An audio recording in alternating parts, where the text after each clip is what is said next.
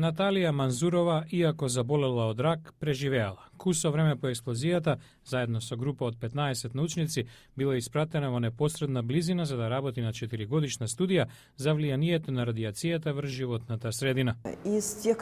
Од сите научници кои беа таму, јас сум единствена што преживеав. Од лаборантите има уште неколкумина живи. Околу 350.000 луѓе кои живееа во близина на Чернобил и по несреќата беа евакуирани, исто така биле изложени на голема радиација.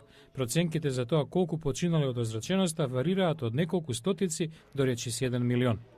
Па сепак, Бартон Бенет, кој раководи со форум научници и жртви од несреќата од Чернобил, вели дека последиците не се толку сериозни колку што многумина верува. Имаше повредени работници, но за голем дел од населението околу објектот дозата на радиација беше на релативно ниско ниво и не се очекува да резултира со сериозни последици по здравјето.